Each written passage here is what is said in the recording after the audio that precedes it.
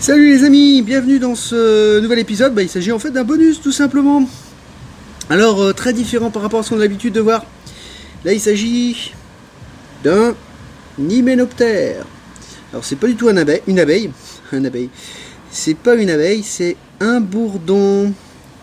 Et ce n'est pas non plus un faux bourdon. Le faux bourdon, pour rappel, c'est le mâle abeille. Mal abeille, tout simplement, sans faire de jeu de mots. Donc, lui, j'ai l'impression qu'on ne le voit pas super bien, c'est dommage.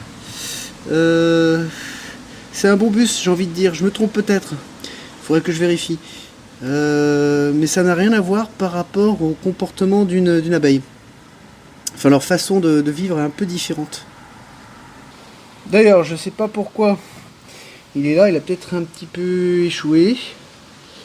L'autre particularité donc de ce bourdon, donc vous voyez qu'il est beaucoup plus gros. C'est une race qui est différente des abeilles,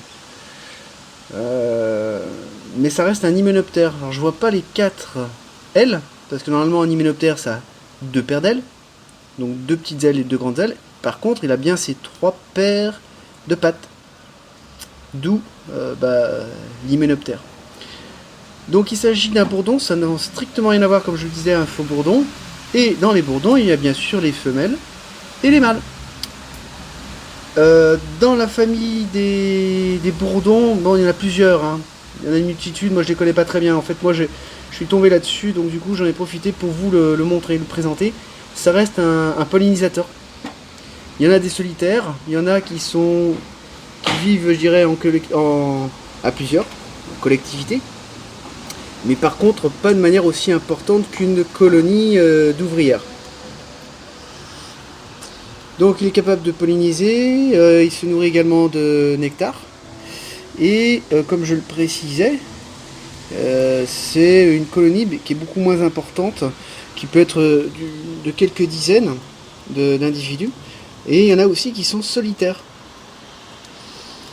Et les nids, où est-ce qu'ils sont positionnés? Je crois que la plupart du temps, ils sont sous terre, sous terre, mais pas très très profond, en surface, on va dire. Et il y a également des nids, aussi en aérien, qui sont en forme de, un peu plus gros qu'un tuyau de cigare. Si vous voyez comment je peux m'exprimer ainsi, c'est compliqué à expliquer.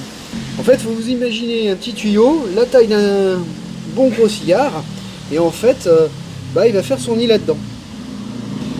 Cependant, sur ce type de dernier nid, en règle générale, ils sont solitaires, où en fait, ils vont pondre des œufs, mettre du stock, pondre un autre œuf, mettre du stock, pondre un autre œuf. Et en fait, les œufs qui sont pondus en dernier vont éclore en premier. Tout simplement. Pourquoi? Vaut mieux que ça se passe comme ça, parce que si les premiers qui sont pondus éclosent, du coup ils vont se retrouver coincés. Et en fait ça arrive en ordre inverse. Alors pour quelle raison? Je ne les connais pas toutes ces raisons là, mais je pense que c'est aussi une question, il faudrait que je fasse des recherches. C'est une question de mâle et de femelle. Et si ça se trouve, les femelles vont arriver en premier et les mâles vont arriver les derniers. Alors, c'est moi qui interprète ça de cette manière-là. Pourquoi? Parce que c'est vrai que les faux bourdons chez l'abeille, ils mettent beaucoup plus de temps à éclore. Donc c'est pour ça que je dis ça. Mais à revérifier, bien entendu. Donc ça, c'était juste pour partager ce moment-là avec vous. Sachez que effectivement, l'abeille fait partie des grands pollinisateurs. Mais ce n'est pas le seul insecte. Il y a de nombreux insectes pollinisateurs qui existe dans notre monde. Donc là je sais pas s'il est en fin de vie, là on dirait qu'il est un petit peu échoué ou il repart. Sachez que par rapport, je vais vous le montrer là, au moment présent on est dans une météo où il pleut.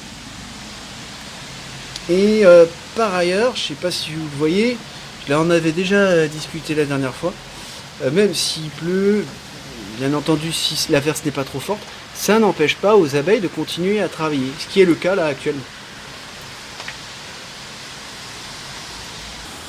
Donc là il s'est retourné, je ne l'ai pas du tout aidé, je pense que bon il est en fin de vie. Il a du mal à se déplacer. Donc aussi, ce qu'on peut constater, j'ai pas l'impression qu'il y ait des corbeilles à l'arrière de ces petites pattes postérieures, comme l'abeille. Vous voyez, je me rapproche un peu plus. Il n'a pas de corbeille, donc il récupère pas le pollen, j'ai pas l'impression. Il le récupère peut-être autre part, à un autre réceptacle, on va dire ça comme ça. Mais en tout cas, c'est un pollinisateur. En quoi? Parce qu'il a des poils, vous voyez, sur la totalité de son corps. Donc ce qui permet également d'embarquer des pollens d'une fleur à une autre. Autre particularité, bien entendu, bon, il n'a pas la même forme. Dans beaucoup d'autres organes, il ne doit pas également avoir la même configuration qu'une abeille. Donc, vous vous en doutez bien, il ne doit pas forcément polliniser les mêmes plantes. Bon, c'est aussi également un insecte, si on veut faire la comparaison, aller jusque-là, par rapport aux plantes. Il y a des plantes aussi où aussi bien l'abeille comme le bourdon sont capables de pouvoir polliniser ces mêmes fleurs. Exemple, il s'agit de la lavande. Et la lavande, on voit des faux bourdons, non, des bourdons et des abeilles. Ah bah il vient de partir à l'instant, il s'est envolé. Il est là, je sais pas si vous voyez. Eh ben on va se dire à très bientôt sur ce sur cet épisode de bonus. Juste une chose en fait, avant de vous quitter, donc il n'est pas en si mauvais état que ça de santé, parce qu'il est reparti, peut-être qu'il a voulu se poser, faire prendre un petit repos. Donc tant mieux, il est en forme. Juste une chose aussi, je confirme, pour moi c'est vraiment il fait partie des bombus. Donc je disais tout à l'heure, ça peut vivre en colonie, ça peut être solitaire. Là, le bombus, lui, qu'on a vu, il a plutôt tendance à vivre en colonie. Alors je dis quelques dizaines, c'est peut-être plutôt une centaine, voire 600 individus. Le cycle, c'est exactement le même que chez les abeilles, où vous avez une ponte d'œufs, de larves et ensuite de nymphes. Comme vous avez pu aussi le voir, la morphologie est très différente parce qu'il est quand même beaucoup plus trapu, une pilosité beaucoup plus importante. Et grâce justement à cette pilosité, il est beaucoup plus rustique parce que l'abeille, elle, il lui faut quand même un minimum de 15 degrés avant de sortir, alors que lui, il est capable de sortir des 5 degrés.